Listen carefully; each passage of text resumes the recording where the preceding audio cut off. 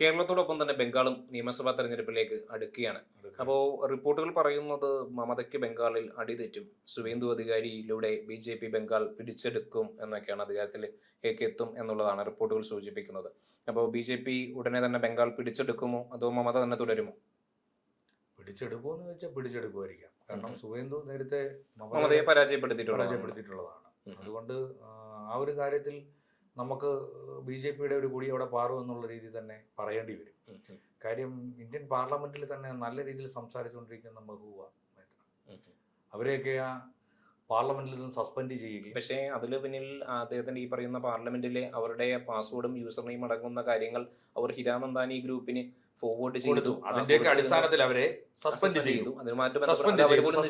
Suspend ചെയ്തവർ അവർ പോലും നിഷേധിച്ചിട്ടില്ല. പിന്നീട് നടന്ന പാർലമെന്റ് തെരഞ്ഞെടുപ്പിൽ വലിയ ഭൂരിപക്ഷത്തോടു കൂടി അവർ വീണ്ടും ഇന്ത്യൻ പാർലമെന്റിലെത്തി. അത് സ്വാഭാവികമാണല്ലോ. നമ്മുടെ രാജ്യത്ത് ഇപ്പോ പല എം പിമാരും മാത്രമല്ല അവരൊക്കെ പാർലമെന്റിൽ ഉന്നയിക്കുന്ന വിഷയങ്ങൾ ഈ നാട്ടിലെ പാവപ്പെട്ടവന്റെ ഓരോരോ വിഷയങ്ങൾ ഉന്നയിക്കപ്പെടുന്നുണ്ട്.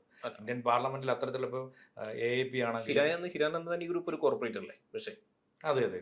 അപ്പൊ കോർപ്പറേറ്റുകൾക്ക് കൈമാറണം. കോർപ്പറേറ്റുകൾക്ക് വേണ്ടി അവർ വാദിച്ചിട്ടില്ലല്ലോ പാർലമെന്റ്. അല്ല, പക്ഷേ കോർപ്പറേറ്റുകൾക്ക് തങ്ങളുടെ പാസ്വേഡും അങ്ങനെ കൈമാറുന്നത് അത് അവരേതെങ്കിലും സൗഹൃദത്തിന്റെ പുറത്ത് കൈമാറിയതാവാനേ വഴിയുള്ളൂ. സൗഹൃദത്തിന്റെ പുറത്ത് അങ്ങനെ കൈമാറ്റം നടത്തിയിരുന്നത് ശിക്ഷാർഹമല്ലേ ശരിക്കും? പക്ഷെ അങ്ങനെയാണെന്നുണ്ടെങ്കിൽ തെളിയിക്കപ്പെട്ടോ? അല്ല, അവർ പോലും നിഷേധിച്ചിട്ടില്ല. അല്ല, ഞാൻ ചോദിച്ചിട്ട് അതിനെ സംബന്ധിച്ച് എന്തെങ്കിലും നടപടികൾ ആകെ അവരെ ചെയ്തെന്താണ്? അവരെന്തെങ്കിലും തെരഞ്ഞെടുപ്പിൽ നിന്ന് അയോഗ്യയാക്കാൻ പറ്റിയോ? പിന്നീട് പാർലമെന്റിൽ അത്തരത്തിലൊരു വിഷയം ചെയ്യുവാണെന്നുണ്ടെങ്കിൽ പിന്നീട് വന്ന തെരഞ്ഞെടുപ്പിൽ പാർലമെന്റ് തെരഞ്ഞെടുപ്പിൽ അവരെ അയോഗ്യത കൽപ്പിക്കാൻ പറ്റിയിട്ടില്ല. അതിനെ സംബന്ധിച്ചിടത്തോളം അത് ഇന്ത്യൻ നിയമമാണ്. അത് അയോഗ്യത കൽപ്പിക്കാൻ പറ്റുന്നെങ്കിൽ അവർ ചെയ്തത് തെറ്റാണെന്ന് നമുക്ക് പ്രഖ്യാപിക്കാം, അവർ ശിക്ഷിക്കപ്പെടേണ്ടതാണെന്ന് പറയാം. പക്ഷെ അതൊന്നും ഇല്ലാതെ അവർ വീണ്ടും പാർലമെന്റിൽ മത്സരിക്കാൻ അവസരം കൊടുത്തപ്പോൾ അതിന്റെ പിന്നിൽ നടന്ന മറ്റേതെങ്കിലും കാര്യങ്ങളാണ് ഡീലുകളായിട്ട് അതിനെ കാണാൻ കഴിയത്തുള്ളൂ. എന്നിരുന്നാലും നമുക്ക് മനസ്സിലാവുന്നത് കഴിഞ്ഞ നിയമസഭാ തെരഞ്ഞെടുപ്പിൽ വരെ സുവേന്ദു അധികാരിയുടെ നേതൃത്വത്തിൽ, സുവേന്ദു അധികാരി മുമ്പ് തൃണമൂൽ കോൺഗ്രസിലായിരുന്നല്ലോ, എനിക്ക് തോന്നുന്നു തൃണമൂൽ കോൺഗ്രസിലെ ഒരുപാട് നേതാക്കന്മാർ ബി.ജെ.പിയിലേക്ക് കൂറുമാറാൻ തയ്യാറായി നിൽക്കുന്നുണ്ടെന്ന് തോന്നുന്നു അല്ലേ? കാരണം സുവേന്ദു അധികാരിയുടെ ഒപ്പം തന്നെ ഒരു വലിയൊരു നിര തന്നെ ഉണ്ടായിരുന്നു ബംഗാളിൽ. അപ്പോ സുവേന്തു അധികാരി തന്നെയാണ് മമതാ ബാനർജിയെ പരാജയപ്പെടുത്തിയെന്ന് പറഞ്ഞത്. നമുക്കറിയാം മമതാ ബാനർജിയെ പരാജയപ്പെടുത്താനുള്ള കരുത്ത് സുവേന്തു അധികാരിക്ക് ഉണ്ടായിരുന്നു. എങ്കിൽ ഈ വരുന്ന നിയമസഭാ തെരഞ്ഞെടുപ്പിൽ ഉറപ്പാണല്ലോ ബി.ജെ.പി അധികാരം നേരിടും അല്ല, ബി.ജെ.പി അധികാരത്തിലേക്ക് സുവേന്തു അധികാരി മുന്നിൽ നിർത്തിക്കൊണ്ട് ബി.ജെ.പി അധികാരത്തിലേക്ക് കയറുമെന്നുള്ള കാര്യത്തിൽ യാതൊരു സംശയവും വേണ്ടല്ലോ. അപ്പൊ ബംഗാൾ കൂടി ബി.ജെ.പിയുടെ പാളയത്തിലേക്ക് എത്തും എന്നുള്ള കാര്യത്തിൽ യാതൊരു സംശയവും വേണ്ട. പിന്നെ അത് മാത്രമല്ല, അതിനോട് ചുറ്റപ്പെട്ട് കിടക്കുന്ന നോർത്ത് ഈസ്റ്റുകൾ ബാക്കിയെല്ലാം തന്നെ ബി.ജെ.പിയുടെ ആസാമിൽ ഹിമന്ത ബിശ്വ ശർമ്മ, അതോടൊപ്പം തന്നെ അരുണാചൽ, മിസോറാം, മറ്റു വടക്ക് മണിപ്പൂർ, അവിടെയെല്ലാം അലയൻസ് ഉണ്ടാക്കിയിരിക്കുക. മണിപ്പൂർ, ഇതൊക്കെ നോർത്ത് ഈസ്റ്റുകളല്ല. പിന്നെ ഒഡീഷയിലടക്കം ബി.ജെ.പി ആണ് ഭരിക്കുന്നത്. അപ്പം ഈ ഇന്ത്യയുടെ വങ്ക നാടെന്ന് പറയുന്നത് ബി.ജെ.പിയുടെ കൈപ്പിടിയിലായിരിക്കുന്നു. അതിനൊരു പ്രതിരോധം സൃഷ്ടിച്ചത് മമതാ ബാനർജി മാത്രമായിരുന്നു. പക്ഷെ ആ പ്രതിരോധം നന്നായിട്ട് പോരാടിയായിരുന്നു. അല്ല, പോരാടാൻ അവരെയും നേരത്തെ നമ്മൾ പറഞ്ഞ പോലെ തന്നെ എൻഫോഴ്സ്മെന്റ്, CBI, പിന്നെ ഇലക്ഷൻ കമ്മീഷനെ, കോടതികളെല്ലാം ഉപയോഗിച്ച് അവരെയും വിരട്ടിയിട്ടുണ്ട് നന്നായി. അവരോടൊപ്പം നിൽക്കുന്നവരൊക്കെ കൂടെ നിൽക്കാത്ത പക്ഷം അവരെല്ലാം. അതോടൊപ്പം തന്നെ ഞാൻ മനസ്സിലാക്കുന്നത് മമതാ ബാനർജിയുടെ തെരഞ്ഞെടുപ്പ് വിജയങ്ങൾക്ക് വലിയ പിന്തുണ നൽകിയിരുന്നത് ഈ പറയുന്ന ബംഗ്ലാദേശി മൈഗ്രന്റ് വോട്ടേഴ്സ് ആയിരുന്നു അല്ലെ?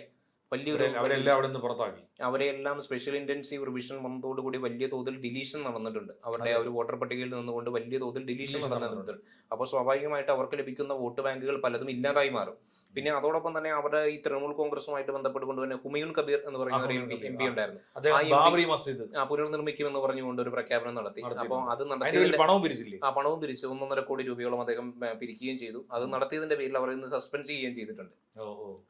അവരെ അതിന്റെ പേരിൽ സസ്പെൻഡ് ചെയ്യുകയും ചെയ്തു. അത് സസ്പെൻഡ് ചെയ്തത് കൊണ്ട് തന്നെ അയാൾ പുതിയ പാർട്ടി ഉണ്ടാക്കി. അപ്പോ ആ മുസ്ലിം വോട്ട് അദ്ദേഹം ലക്ഷ്യം വെക്കുന്നത് പുതിയൊരു ബാബറി മസ്ജിദ് വരണമെന്നുള്ള മാത്രമാണ്. അദ്ദേഹം ഒരു പുതിയ അതവിടെ മുസ്ലിം വോട്ടുകളെ ഭിന്നിപ്പിക്കും. ഉറപ്പായിട്ടും മുസ്ലിം വോട്ടുകളൊക്കെ വെച്ച് കാൽക്കുലേറ്റ് ചെയ്യുമ്പോൾ ഉറപ്പായിട്ടും മമതയ്ക്ക് പരാജയം നേരിടേണ്ടി വരുമെന്നുള്ള കാര്യത്തിൽ ഉറപ്പാണ്. കാരണം ഹുമയൂൺ കബീർ പിടിക്കുന്ന മുസ്ലിം വോട്ടുകൾ പണ്ട് തൃണമൂൽ കോൺഗ്രസിൽ ലഭിച്ചിട്ടുള്ള വോട്ടുകൾ തന്നെയായിരുന്നു എന്നുള്ളതാണ്. ശക്തമായ ബിജെപിയുടെ അവിടുത്തെ പ്രചരണവും അതോടൊപ്പം തന്നെ കമ്മ്യൂണിസ്റ്റ് പാർട്ടിക്ക് വല്ല റോളും ഉണ്ട്. കമ്മ്യൂണിസ്റ്റ് പാർട്ടിയും കോൺഗ്രസും ചേർന്നുകൊണ്ടാണ് ബംഗാൾ ഭരിക്കുന്നത് എന്നുള്ളതാണ് നമുക്ക് മനസ്സിലാക്കാൻ കഴിയുന്നത്. ചേർന്നുകൊണ്ടാണ് ഭരിക്കുന്നതല്ല, മത്സരിക്കുന്നത് ഒരുമിച്ച് ഇവിടെ നമ്മുടെ കേരളത്തിൽ അങ്ങോട്ടും ഇങ്ങോട്ടും പൊരുതുന്ന കമ്മ്യൂണിസ്റ്റ് പാർട്ടിയും കോൺഗ്രസും ഒരുമിച്ചാണ്. ഈ CPM പോളിറ്റ് ബ്യൂറോയിൽ ഇവിടുത്തെ CPM ഉണ്ടാവത്തില്ലായിരിക്കും ബംഗാളില്. അത് CPM പോളിറ്റ് ബ്യൂറോയിലുള്ള വ്യക്തികളെല്ലാം ഇവിടെ നമുക്ക് അറിയാലോ, ഇവിടെ പൊറോട്ട അടിക്കുന്നുണ്ടല്ലോ. പോളിറ്റ് ബ്യൂറോ ജില്ലാ ജില്ലാ സെക്രട്ടറിമാർ സെക്രട്ടറി മുതൽ ഇവിടെ ഇവിടുത്തെ ആരും പിന്നെ പൊറോട്ട അടിക്കാൻ പോകത്തില്ല കേട്ടോ. കേരളത്തിലെ ഒരു CPM പ്രവർത്തകരോ അല്ല CPM പ്രവർത്തകർ മാത്രമല്ല ബ്രാഞ്ച് സെക്രട്ടറിയോ ഏരിയ കമ്മിറ്റി സെക്രട്ടറിയോ ലോക്കൽ കമ്മിറ്റി സെക്രട്ടറിയോ ജില്ലാ കമ്മിറ്റി മെമ്പർമാരൊന്നും പൊറോട്ട അടിക്കാൻ പറ്റില്ല. കാരണം ദേ ആർ ഇമ്മൻസ്ലി റിച്ച് ആണ്. എന്നിരുന്നാലും വരുന്ന നിയമസഭാ തെരഞ്ഞെടുപ്പിൽ സുവേന്ദു അധികാരിയെ പരാജയപ്പെടുത്തുക എന്ന് പറയുന്നത് മമതാ ബാനർജിയെ കൊണ്ട് പ്രയാസമേറിയ കാര്യമാണ്. ഞാൻ ചോദിക്കുന്നില്ല, ബംഗാളിന് ഇപ്പുറത്ത് ഇനി മേലോട്ടും എല്ലാം തന്നെ BJPയുടെ കൈപ്പടിയിലാക്കി കഴിഞ്ഞു. ഇനിയിപ്പം ആ ഒരു മേഖല മൊത്തം നിന്ന് ആക്രമിക്കുമായിരുന്നോ? ചുറ്റും നിന്നുകൊണ്ട് കാവി പൂത്തണിയാൻ അധികം നാളുകൾ വേണ്ട എന്നുള്ളത് തന്നെയാണ് നമുക്ക് മനസ്സിലാക്കാൻ കഴിയുന്നത്. അതും അതിനോട് നമ്മൾ കൂട്ടി വായിക്കുമ്പോൾ എസ്പെഷ്യൽ ഇന്റൻസീവ് റിവിഷനും അതോടൊപ്പം തന്നെ ഹുമയൂൺ കബീറിന്റെ പുതിയ പാർട്ടി പ്രഖ്യാപനവും ഇതെല്ലാം തന്നെ മമതാ ബാനർജിക്ക് വലിയ തിരിച്ചടിയാവും. മമതയുടെ വോട്ട് ബാങ്കിൽ വളരെ വിള്ളൽ വരും. അതോടൊപ്പം തന്നെ ഏത് 35 വർഷക്കാലം CPM ഭരിച്ചതുപോലെ തന്നെ മമതയുടെ ഈ യുഗത്തിനും തൃണമൂൽ കോൺഗ്രസിന്റെ ഈ ഒരു യുഗത്തിനും അന്ത്യം കുറിക്കും. അതിന് നേതൃത്വം നൽകുന്നത് സുവേന്ദു അധികാരിയാകും എന്നുള്ള കാര്യത്തിൽ യാതൊരു തർക്കവുമില്ല എന്നുള്ളത് ഉറപ്പിക്കാം. ഈ BJP പ്രതിരോധിക്കാൻ വേണ്ടി മമതയുടെ കയ്യിൽ എന്തെങ്കിലും ആയുധങ്ങളുണ്ടോ? മമതാ ബാനർജിയുടെ കയ്യിൽ അങ്ങനെ പ്രത്യേകിച്ച് ആയുധങ്ങൾ ഉണ്ടെന്ന് പറയുന്ന ആയുധം എന്ന് പറയുന്നത് ഈ ബംഗ്ലാദേശി ഇമിഗ്രൻസ് തന്നെയായിരുന്നു. വേറൊരു രാജ്യത്തു നിന്നുള്ളതല്ലേ? അതെ, രാജ്യത്തു നിന്നുള്ള ആൾക്കാരെ കൊണ്ടുവന്ന് ബംഗാളിലെ ജനസംഖ്യ എന്താ വളരെ കുറവാണ്. അതോടൊപ്പം തന്നെ ഒരുപാട് MP മാരും ഉണ്ടായിരുന്നു. തൃണമൂൽ കോൺഗ്രസിന്റെ ഷാജഹാൻ ഷെയ്ഖിനെ പോലെയുള്ള ഒരുപാട് MP മാരും. ഈ മൈഗ്രൻസ് ഉണ്ടെങ്കിൽ പോലും ഈ ബംഗ്ലാദേശികൾ ആരും ഇന്ത്യൻ പാർലമെന്റിലോ പിന്നെ ബംഗാളിന്റെ നിയമസഭയിലോ ഇരിപ്പില്ലല്ലോ. അല്ല, അത് ഈ പറയുന്ന പോലെ വ്യാജ ആധാർ കാർഡ് നൽകുക അല്ലെങ്കിൽ വോട്ടർ കാർഡ് നൽകുക എന്ന് പറയുന്നത് ബംഗാളിലൊരു ബംഗാളികളെ കൊണ്ട് നമ്മൾ തൃശ്ശൂർ വോട്ട് എടുപ്പിച്ചിട്ടില്ലേ? അല്ല, അത് ആ ഒരു രീതിയിലേക്കല്ല. നമ്മളിപ്പോ ബംഗാളിലെ ചർച്ചയാണല്ലോ. ബംഗാളിലെ ചർച്ചയാണ്. അപ്പൊ അതുമായി ബന്ധപ്പെട്ടുകൊണ്ട് അങ്ങനെ ഒരു വ്യാജ വോട്ടർ ID കാർഡ് നിർമ്മിക്കുക, ആധാർ നിർമ്മിക്കുക എന്ന് പറയുന്നത് ബംഗാളിലൊരു വളരെ ഈസി ടാസ്ക് ആണ്. ഇന്നിപ്പോ SIR വന്നത് കൊണ്ട് മാത്രമാണ് തങ്ങളുടെ പിതാക്കന്മാരുടെ പൗരത്വം അതോടൊപ്പം എല്ലാം തെളിയിക്കേണ്ടി വരുന്നു പോകുന്നത്. അതുകൊണ്ട് മാത്രമാണ് അവരുടെ പേര് ആ ലിസ്റ്റിൽ നിന്ന് ഔട്ടായി പോകുന്നത്. പക്ഷെ അത് എന്റെ സ്റ്റേറ്റിൽ നടപ്പിലാക്കത്തില്ലെന്നൊക്കെ പ്രഖ്യാപനം നടത്തി. എന്നിട്ട് ഇപ്പൊ നടപ്പിലായില്ലേ? എത്ര പേരുടെ പേരുകളാണ് അതിൽ നിന്ന് ഡിലീറ്റ് ആയി? അവര് എടുത്ത പിന്നെ തീരുമാനങ്ങളെല്ലാം അവർ ഈ അടുത്തിടയ്ക്ക് കോടതിയിൽ ഒറ്റയ്ക്ക് പോയി വാദിച്ചില്ലായിരുന്നു. അതും ഒരു ഷോ മാത്രമായിരുന്നു ഒരു വിഷയത്തെ സംബന്ധിച്ച്. പക്ഷെ കോടതി അത് വ്യക്തമായി കേൾക്കുകയും അതിന് വേണ്ട നടപടികൾ എടുക്കാമെന്നും പറഞ്ഞിരുന്നല്ലോ. അത് അതിനെ കുറിച്ച് എന്ത് നടപടിയാണ് പിന്നീട് ഉണ്ടായത്? പിന്നീട് എന്ത് നടപടിയാണ്? അതിനുശേഷം പിന്നീട് ആ വിഷയവുമായി ബന്ധപ്പെട്ടിട്ട് പിന്നീടുള്ള ഒരു തീരുമാനങ്ങളും വന്നില്ലല്ലോ. ഒരു തീരുമാനം വന്നില്ല. തീരുമാനം അവർക്ക് പ്രതികൂലമാകുന്ന ഒരു തീരുമാനം വന്നില്ല. ഞാൻ പറഞ്ഞു, മമതാ ബാനർജിക്ക് പ്രതികൂലമാകുന്ന ഒരു അനുകൂലമായിട്ടുള്ള തീരുമാനവും വന്നില്ല. അത് നമ്മൾ കണ്ടേ, അനുകൂലമായിട്ടുള്ള ഒരു തീരുമാനവും വന്നില്ല. അപ്പൊ എല്ലാ രീതിയിലും BJP പിന്നെ കടന്നാക്രമിക്കുകയാണ്. പക്ഷേ നമ്മൾ മനസ്സിലാക്കേണ്ട ഒരു ഫാക്ട് എന്ന് പറയുന്നത്, ഞാൻ ചോദിക്കുന്നില്ല, ഇന്ത്യയിൽ ആകെ ഉള്ള ഇപ്പൊ ഒരു മുഖ്യമന്ത്രി വനിതാ മുഖ്യമന്ത്രി മമതാ ബാനർജി മാത്രമല്ലേ ഉള്ളൂ? മമതാ ബാനർജി മാത്രമേ ഉള്ളൂ. അത് അസ്തമിക്കുകയാണ്. ജയലളിതയ്ക്ക് ശേഷം വനിതാ മുഖ്യമന്ത്രിയായിരുന്നു. അതുകൂടി ഇന്ത്യയിൽ മറ്റൊരു കാര്യം കൂടി നമ്മൾ പറയേണ്ടതുണ്ട്. ഷാജഹാൻ ഷെയ്ഖിനെ പോലെയുള്ള MP മാരുടെ ധാർഷ്ട്യവും ധിക്കാരവും പിന്നെ മതപരമായിട്ടുള്ള ഒരുപാട് ധ്രുവീകരണവും അവിടെ ബംഗാളിന്റെ മണ്ണിൽ നടന്നിട്ടുണ്ട്. ഇല്ലാന്ന് നമുക്ക് പറയാൻ കഴിയില്ല. അതെല്ലാം ഒരു സെപ്പറേറ്റ് ഏരിയ ആയിട്ട് അവർ കണക്ക് കൂട്ടിയിരുന്നു.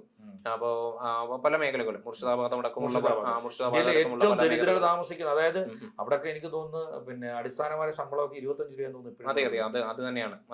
അതായത് അടിസ്ഥാനപരമായിട്ട് പണ്ട് ഇന്ത്യയുടെ വ്യവസായിക തലസ്ഥാനമായിരുന്നിട്ടുള്ള കൊൽക്കട്ടയുടെ ഇന്നത്തെ ഗതി കണ്ടിട്ടുണ്ടെന്നുണ്ടെങ്കിൽ ഇപ്പോഴും അടിസ്ഥാന സൗകര്യങ്ങളൊന്നും അവിടെ അടിസ്ഥാന സൗകര്യങ്ങളൊന്നും തന്നെ മെച്ചപ്പെട്ടിട്ടില്ല എന്നുള്ളത് തന്നെയാണ്. പിന്നെ അതുമായിട്ട് ബന്ധപ്പെട്ടുകൊണ്ട് സെൻട്രലുമായി ബന്ധപ്പെട്ടുകൊണ്ടുള്ള പല പദ്ധതികൾ ആലോചിച്ചോണം. ബ്രിട്ടീഷ് ഈസ്റ്റ് ഇന്ത്യ കമ്പനി സ്ഥാപിച്ച സ്ഥലമാണ്.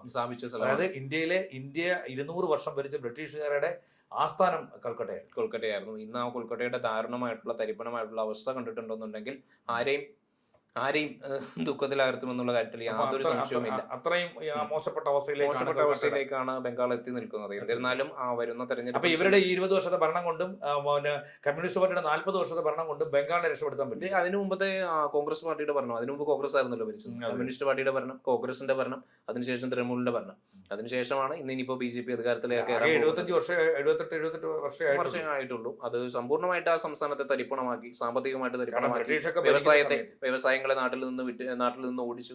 കമ്മ്യൂണിസ്റ്റ് പാർട്ടിയുടെ ഓരോ വ്യവസായത്തെ കൊണ്ടുവരാൻ ശ്രമിച്ചപ്പോഴാണല്ലോ അവിടെ പ്രശ്നമായത്. അതിനു മുമ്പ് അത് പറയരുത്. ടാറ്റയുടെ പിന്നെ നാനോ പ്ലാന്റ് അവിടെ കൊണ്ടുവരാൻ നേരത്താണ് അവിടെ മമതാ ബാനർജി അത് പിടിച്ചിട്ട് യുദ്ധം ചെയ്തിട്ടാണ് പോയത്. അതങ്ങ് പിന്നെ ഗുജറാത്തിൽ പോയി. അത് വലിയ തോതിൽ ജനങ്ങളുടെ ഭാഗത്തുനിന്ന് ഒരു കാര്യമുണ്ട്. കമ്മ്യൂണിസ്റ്റ് പാർട്ടി അട്ടിമറിക്കാൻ വേണ്ടി അന്ന് മമതാ ബാനർജി ചെയ്ത പരിപാടി അതിന്റെ ആ വ്യവസായ യൂണിറ്റ് കൊണ്ടുപോയതിനകത്ത് മമതാ ബാനർജിക്കല്ല, മമതാ ബാനർജി അവിടെ കൊണ്ടുവരാൻ ശ്രമിച്ചില്ല, അതിനെ അവിടെ നാട്ടിപ്പയക്കാനാണ് ശ്രമിച്ചത്. പക്ഷേ അപ്പൊ തൊഴിലില്ലായ്മ അവിടെ രൂക്ഷമായി. ഈ കേരളത്തിലേക്ക് ജനങ്ങളുടെ വൻതോതിലുള്ള പിന്തുണ ഇതിനുണ്ടായിരുന്നു. അതുകൊണ്ടാണല്ലോ ആ തെരഞ്ഞെടുപ്പിൽ മമതാ ബാനർജിക്ക് അധികാരത്തിൽ ഇറങ്ങി. തൊഴിലില്ലായ്മ പിന്നെ അവിടെ ഉണ്ടായപ്പോഴും അതിനെന്ത് പരിഹാരം ചെയ്തവർ? അതിനൊരു പരിഹാരം എന്നുള്ള ബദൽ രീതിയായിട്ട് CPM അവർ കണ്ടില്ലല്ലോ. പിന്നീട് CPM നിലനിർത്താൻ കഴിഞ്ഞിട്ടില്ലല്ലോ. CPM ചിത്രത്തിൽ നിന്ന് പോകുന്ന ഒരു കാഴ്ചയല്ലേ ഇവിടെ ഉണ്ടാവത്തുമില്ല. ഇനിയിപ്പോ CPM യാതൊരു റോളും അവിടെ ഒന്നുമില്ല, ഒരു രീതിയിലും വരത്തില്ല. കാരണം അവിടെ ഒരു ജാഥയ്ക്ക് പോലും സംഘടിപ്പിക്കാൻ ആളില്ലാത്ത ഒരു അവസ്ഥയിലേക്ക് മാറ്റിയിട്ടുണ്ട്. എന്നിരുന്നാലും സുവേന്ദു അധികാരി ഒരു മികച്ച ഒരു മുഖ്യമന്ത്രിയായിട്ട് മാറട്ടെ എന്നുള്ള എല്ലാ ആശംസകളും നമുക്ക് നേരം. ആശംസകൾ നേരുന്നില്ല.